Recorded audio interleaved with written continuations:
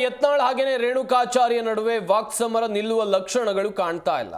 ದಾವಣಗೆರೆಯಲ್ಲಿ ಸಮಾವೇಶಕ್ಕೆ ವಿಜೇಂದ್ರ ಆಪ್ತರು ಸಜ್ಜಾಗಿದ್ದಾರೆ ಎನ್ನುವುದು ಗೊತ್ತಾಗ್ತಾ ಇದೆ.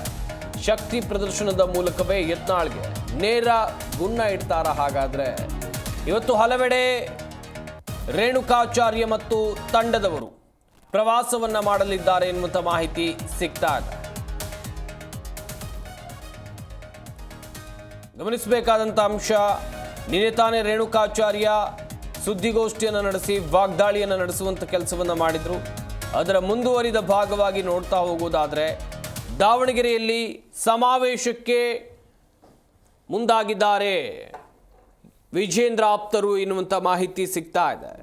ಶಕ್ತಿ ಪ್ರದರ್ಶನದ ಮೂಲಕ ಯತ್ನಾಳ್ ಟೀಮ್ಗೆ ನೇರ ಗುನ್ನ ಇಡುವಂಥ ಕೆಲಸನ ಇದು ಹಾಗಾದರೆ ಎನ್ನುವಂಥ ಪ್ರಶ್ನೆಗಳು ಉದ್ಭವಿಸಿದೆ.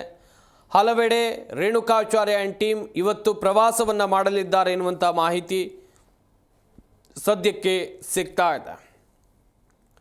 ಯತ್ನಾಳ್ ರೇಣುಕಾಚಾರ್ಯ ನಡುವೆ ವಾಕ್ಸಮರ ನಿಲ್ಲುವ ಲಕ್ಷಣಗಳು ಕಾಣ್ತಾ ಇಲ್ಲ. ದಾವಣಗೆರೆಯಲ್ಲಿ ಸಮಾವೇಶಕ್ಕೆ ವಿಜೇಂದ್ರ ಆಪ್ತರು ಸಜ್ಜಾಗಿದ್ದಾರೆ. ಇನ್ನೊಂದು ಕಡೆಯಲ್ಲಿ ಇದು ಪಕ್ಷದ ಹೋರಾಟ ಅಲ್ಲ, ಇದು ವೈಯಕ್ತಿಕ ಹೋರಾಟ ಅಂತೇಳಿ ಬಿಜೆಪಿ ಯತ್ನಾಳ್ ರಾಜ್ಯಾದ್ಯಂತ ಪ್ರವಾಸ ಮಾಡುವಂಥ ಕುರಿತು ಹೇಳಿಕೆಯನ್ನು ಕೊಟ್ಟಿತ್ತು. ಅಂತ ಹೇಳಿದರೆ ಪಕ್ಷದಿಂದ ಸ್ಪಷ್ಟೀಕರಣ ಕೇಳಿದಂಥ ಸಂದರ್ಭದಲ್ಲಿ ಇದು ಯತ್ನಾಳ್ ಅವರ ವೈಯಕ್ತಿಕ ಹೋರಾಟ ಎನ್ನುವಂಥ ಅಭಿಪ್ರಾಯಗಳು ಕೂಡ ವ್ಯಕ್ತವಾಗಿತ್ತು.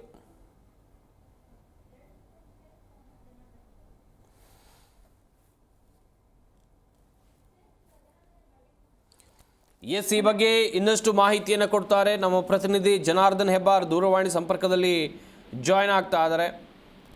ಜನಾರ್ದನ್, ಗಮನಿಸ್ತಾ ಇದ್ವಿ ಬಿಜೆಪಿಯಲ್ಲಿ ಬಣ ರಾಜಕೀಯ ಎದ್ದು ಕಾಣ್ತಾ ಇದೆ.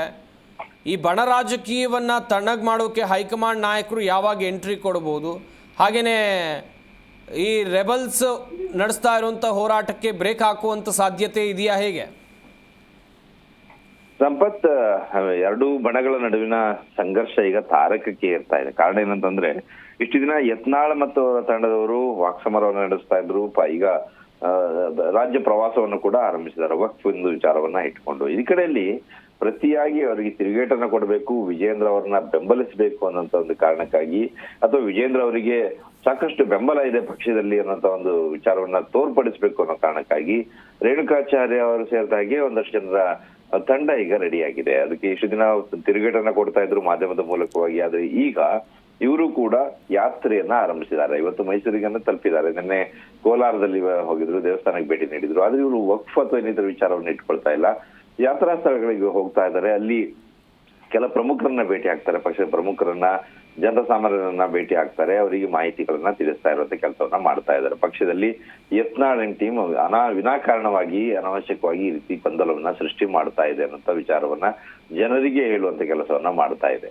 ಇದರ ನಡುವೆಯಲ್ಲಿ ಎರಡೂ ಬಣಗಳ ನಡುವೆ ಸಂಘರ್ಷ ತಾರಕಕ್ಕೇರಿ ಪಕ್ಷಕ್ಕೆ ಇಷ್ಟು ದೊಡ್ಡ ಮಟ್ಟಿಗೆ ಡ್ಯಾಮೇಜ್ ಆಗ್ತಾ ಇದೆ. ಮತ್ತು ಇದು ಪರೋಕ್ಷವಾಗಿ ಒಂದು ರೀತಿಯಲ್ಲಿ ವಿಜೇಂದ್ರ ಅವರಿಗೆ ಹಿನ್ನಡೆಯನ್ನ ಉಂಟು ಮಾಡುವಂತ ಸಾಧ್ಯತೆ ಇರುತ್ತೆ. ಈ ಕಾರಣಕ್ಕಾಗಿ ಇದನ್ನ ಸರಿಪಡಿಸಲೇಬೇಕು ಅಂತ ಹೇಳಿ ಒಂದು ಪ್ರಯತ್ನವನ್ನ ಕೂಡ ಕೆಲವು ಪ್ರಮುಖರೆಲ್ಲ ಮಾಡ್ತಾ ಇದ್ದಾರೆ. ಅದರಲ್ಲೂ ವಿಜೇಂದ್ರ ಅವರು ಈಗಾಗಲೇ ಹೈಕಮಾಂಡ್ ಗಮನಕ್ಕೆ ತರಬೇಕು ಇದನ್ನ ವಿಚಾರವನ್ನ ಅನ್ನುವಂತ ನಿರ್ಧಾರವನ್ನು ಕೂಡ ಮಾಡಿದ್ದಾರೆ. Core committee ನಡೀಲಿಕ್ಕಿದೆ.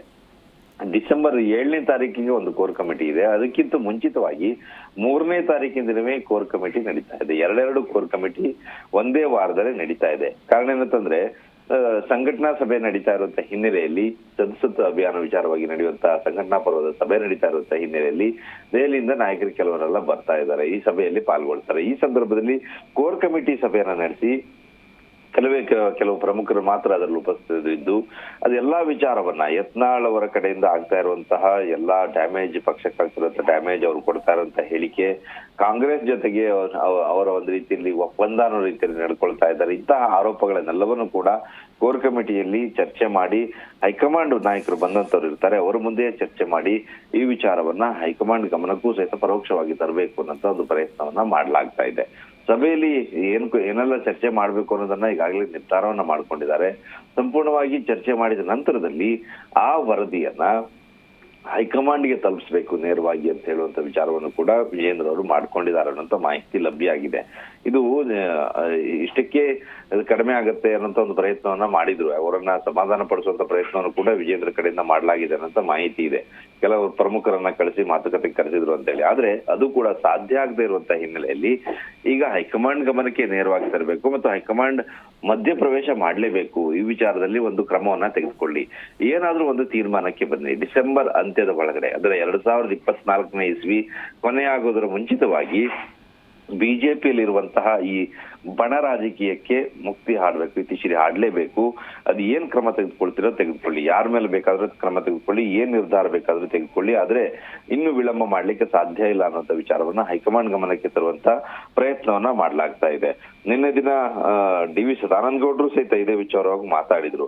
ಅವರು ಕೂಡ ಹೈಕಮಾಂಡ್ ನಡೆ ಬಗ್ಗೆ ತೀವ್ರ ಬೇಸರವನ್ನು ವ್ಯಕ್ತಪಡಿಸಿದ್ದಾರೆ. ಕಾರಣ ಏನಂತಂದ್ರೆ ಹೈಕಮಾಂಡ್ಗೆ ಪತ್ರ ಬರೆದಿದ್ದೆ ರಾಜ್ಯದಲ್ಲಿ ಆಗ್ತಾ ಇರುವಂತಹ ಈ ಒಂದು ಸಮಸ್ಯೆ ವಿಚಾರವಾಗಿ.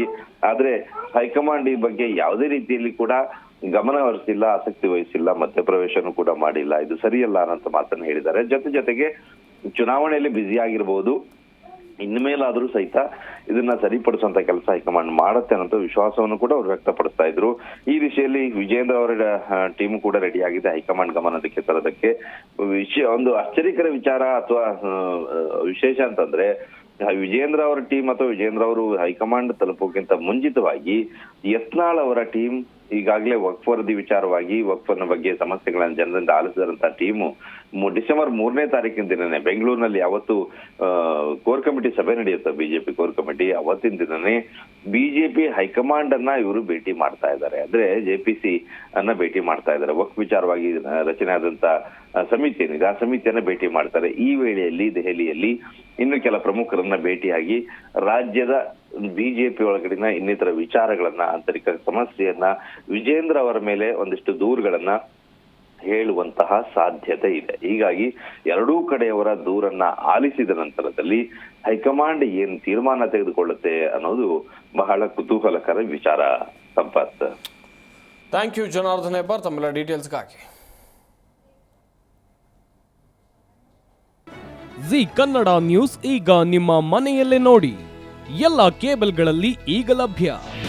ನಿಮ್ಮ ನೆಚ್ಚಿನ ಜಿ ಕನ್ನಡ ನ್ಯೂಸ್ ಈಗ ಸನ್ ಡೈರೆಕ್ಟ್ ನಲ್ಲಿ number 292, Tata Play number 1664, Jio TV number 1334, NXT digital number 30, N cable number 30, city networks 51, U digital number 162, GTPL number 17, Rockline telecommunications number 42, Shri Basaveshwara cable number 168, rural cable network 60, Vinayaka digital 57, Abhishek cable 821, city channel 53, Siddeshwara cable network 57, ವಿ4 digital infotech 628, Surya digital networks 53, Gajanan digital number 836, Malnad infotech private limited number